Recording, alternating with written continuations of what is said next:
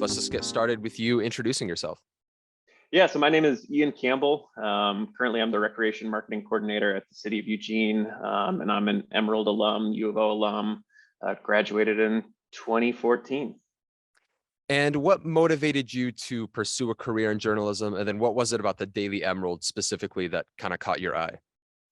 Yeah, that's a good question. I did not have like a romantic involvement with journalism early on. Like I didn't, read newspapers on the lap of my father while I was young. It was just like I was in college. I went there for architecture, and I bounced around a ton. I went to like econ and poli-sci and education, and didn't really like or enjoy any of those. And so it was like late into my sophomore year, where my advisor was like, "But you got to pick something." And so she kind of asked me, she sat me down, she's like, "Well, like, what do you like doing?" And I really liked all the essays and like researching about the thing that we were learning about, but I didn't really like doing the practical side of it. And she was like, "Well, have you ever thought of like journalism?" And to that point, like I liked the news, I liked newspapers, but I had not even considered journalism as a field at all. So I went out to the Emerald. Didn't even go to the J school, which is kind of funny. Like I didn't even think like, oh, I'll go to the J school. I did the extracurricular thing, Yeah. and pretty much like applied to be the ASUO student reporter. Got that gig. Spent all summer covering like the track event that was there, and then kind of just dived in from there. So you got your degree outside of journalism? What did you No, study?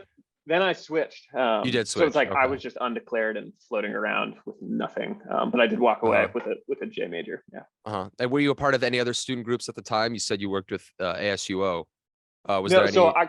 I covered the ASUO. So I Gotcha. was I was the Emerald, and then I did men's ultimate frisbee. But those were Okay. Emerald was the I thing. got to ask you about the ultimate frisbee. We'll Yeah. get to that later. But right now, after graduation, you worked at the Register Guard as part of the Snowden internship, Uh-huh. which is a very hard internship to get. I know, extremely, extremely competitive. They get a lot of applicants. So would you say that your editorial experience at the Emerald helped you kind of make that step to the Register Guard in any way? 100%. Yeah, I mean the Emerald I learned everything I know about journalism and like leadership from the Emerald and the people I worked with, bar none. It's like I skipped so many J school classes to like work late at the Emerald, which we shouldn't tell the J school, but yeah, it was like that was like that environment, that day-to-day structure, teaches you how to work in a daily newspaper, teaches you, the ethics, the timeliness, the deadlines, all that stuff. Like I would miss deadlines all the time in class because I was trying to meet the deadline for the Emeralds because like we had print, we couldn't miss that.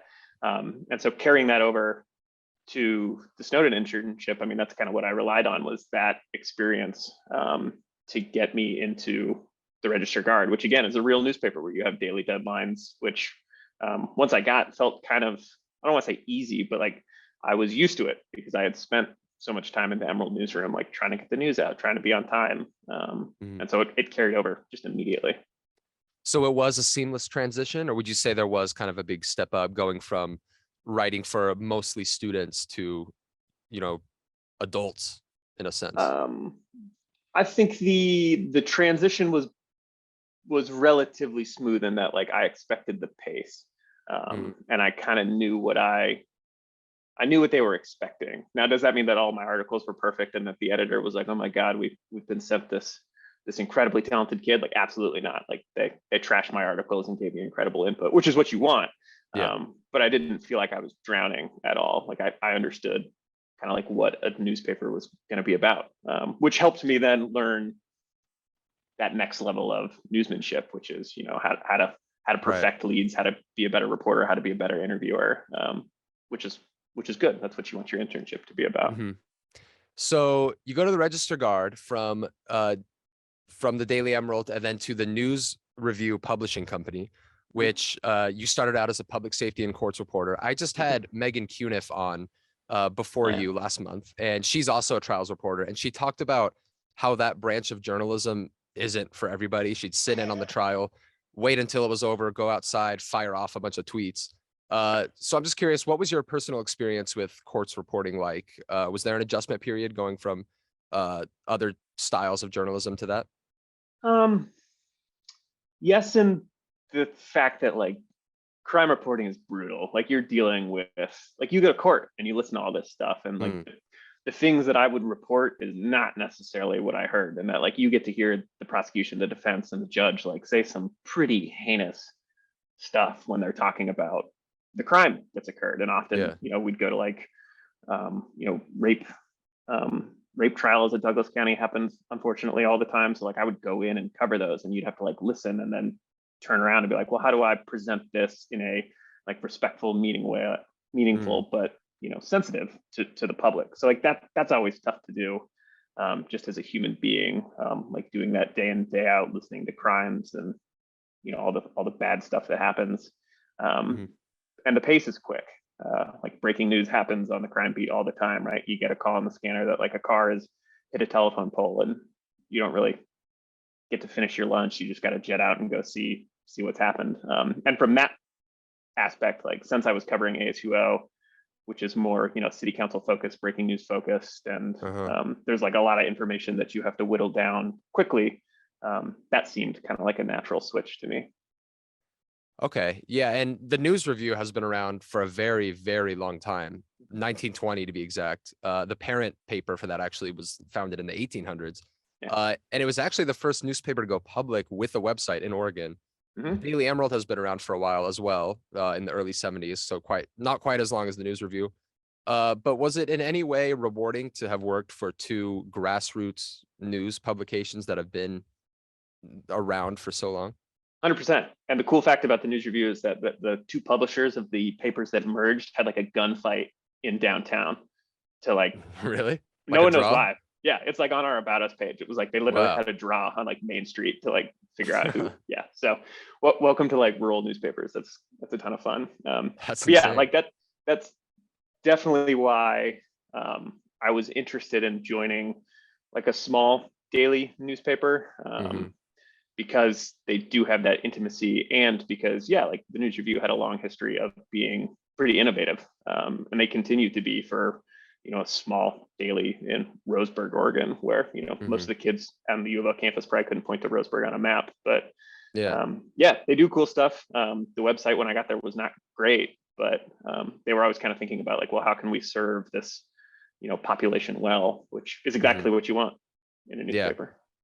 Has there ever been a part of you that has wanted to work at like a more national media outlet like the New York Times or something, or do you prefer the local level of journalism?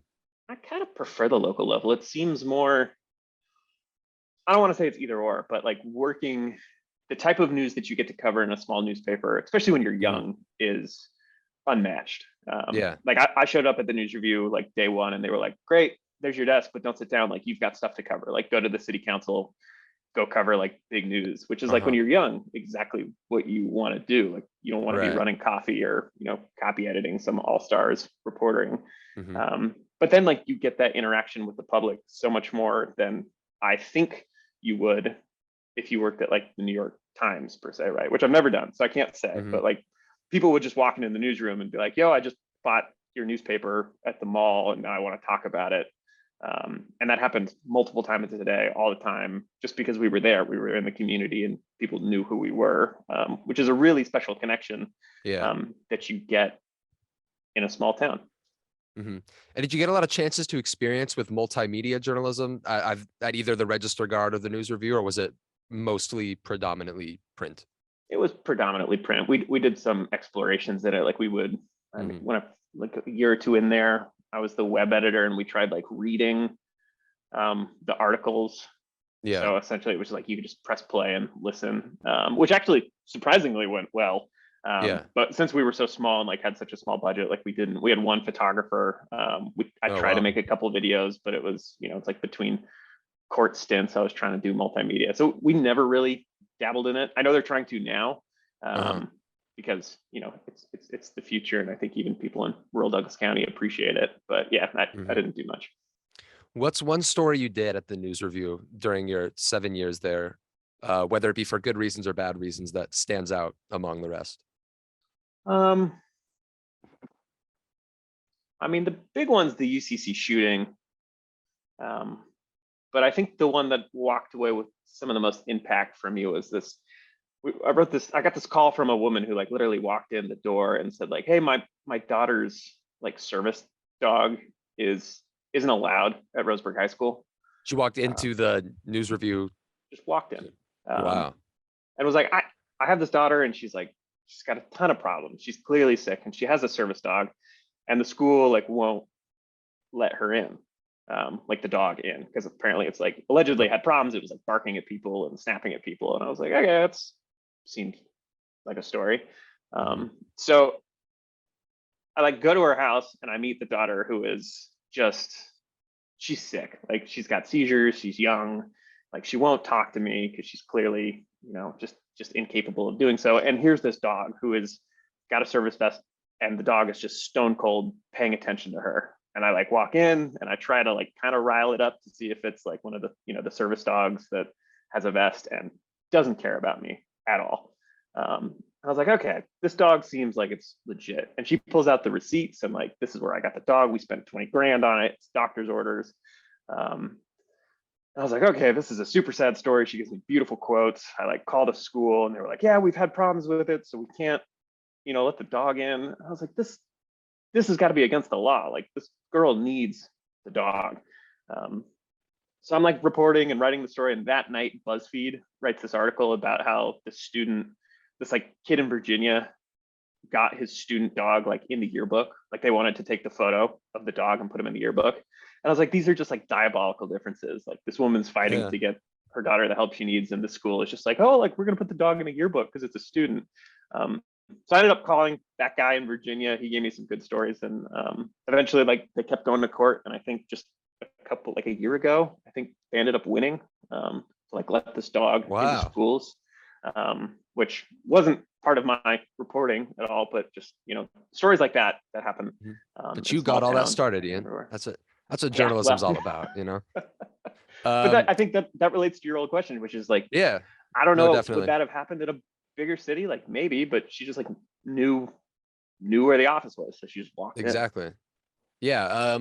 So let's get into what you're doing now a little bit. You have switched from journalism. You're doing working as a recreation marketing coordinator for the city of Eugene, which is definitely a departure from, I'd say, what you were doing at the news review, but still pertaining to media.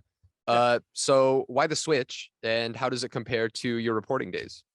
The switch was mostly lifestyle. I mean, I was living in Eugene and commuting to Roseburg, and I did that for 7 years, partially because my partner is a school teacher in town and loves her job. So a big portion of it was just logistics. I was super sad to let the newspaper go.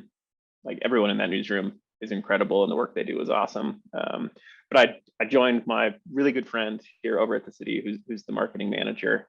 And Ben Shoresman, who's also an Emerald alum. And he essentially just like sold me on the idea of, government work is, we get to be a part of the change as opposed to covering the change, which is something that's always interesting. So like now essentially I get to make sure that we're marketing all of the good stuff that Eugene Rec is doing. So the opportunities that we're giving to, underserved communities, our senior citizens, people who need, adaptive programs to get going. So like we kind of get to help message that out and let people know that it's available. So that still feels kind of journalism-y to me, which is, like we're sticking up and fighting for resources that people need and maybe don't know exist. So that it feels kind of like a natural switch.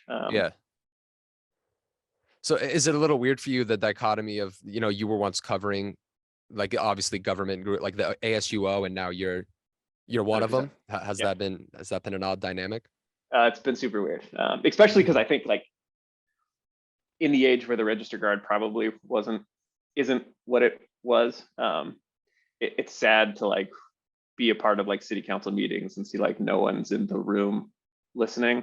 Not to suggest that anything nefarious is happening at the city, which it isn't, but it just feels sad that like journalism seems to be slipping away in local communities. And as someone who's, hot off the press, it's just like, but your journalism ears never go down at all. So I'm out of the newsroom, but I'm always sitting there like, oh, that seems like a story. Oh, it's another good story. What has the workload been like? I imagine it's a lot less sporadic than journalism, because journalism, you kind of go with the flow, but what has that been like? Has that taken some getting used to? Yeah, I'm a year in and still not quite used to it, which I Yeah. think I've been told is healthier, Uh-huh. that you don't have to, be go, go, go, go, go all the Yeah. time. So I'm leaning into that a little bit, but yeah, it was a tough adjustment for me, Mhm. going from that like nonstop, like I'm up at 5 checking my phone, getting things organized. I'm probably home at like 6 p.m. so that I can continue to be on my phone, checking the news and reading press releases. Uh-huh. Versus now it's like, yeah, roll in at 8 and roll out at 4:30, and that's the day. Yeah. So I gotta ask you about your experience with club sports, because I actually have a club sports podcast. I don't know if you knew that, Club Yeah. Ducks, where I bring on people. Uh, and you played Ultimate Frisbee, Mhm. who I have been trying to get on for weeks, Ian, and they just keep dodging me. Is there something about Frisbee players? They're just like naturally flaky, or like, is it something I'm doing wrong here? What's going on? No, they're naturally flaky. That's kind of the joke. Is like we'd always start practice at 3 and get going by like maybe 4. Okay. Yeah, we're not super consistent. Um, Maybe yeah, I'll just have you on instead. The yeah, seasoned I'm vet. totally down to talk about it. I love, Yeah. yeah, club sports was awesome. I love that you're doing that because that's just, yeah, as much attention as like the football team and the basketball Yeah. teams get. Like club sports is dope. It's Oh my it's God. Yeah. No, we just had a lacrosse on not too long ago, and they do like recruiting. yeah. And yeah, like we had what it's awesome. I love it. But you also, along with playing, worked with like did some of the funding for all of them, acted as that like liaison. Can you take me into that kind of work a little bit? Yeah, so I think part of that, like in my panic to try to graduate, I kind of looked for opportunities to, um, expand. So I joined the executive committee as like the VP of communications, which is a title that Hmm. sounds way more important than it was. I like managed the social feed occasionally. Sounds amazing on a resume though. 100%. Yeah, that's Yeah. that's what it was for. Uh-huh. But we did like go. If this is what you're asking about, like we did make a presentation to the ASUF Senate and asked for, money for club sports as a Hmm. whole. And so that was, yeah, it was just like, again, kind of journalism. I mean, if we're going to go on that thread, but like talking to teams, seeing what they needed, like what monies did you need? What were you going to do with the money? Compiling that story and then making a presentation to get money, like governmental money and funding, Yeah. for Ultimate and other teams. That's awesome. That's great work. Because I mean, like you said, they don't get enough recognition. Um, But that being said, we are about out of time, Ian. But before we let it go, I just want to end on one piece of advice you would give to your former self back in 2010, 2011, whenever you started school, just starting out at the Emerald. Oof, that's a good one. I think if I were gonna do it again, I probably wouldn't have majored in journalism.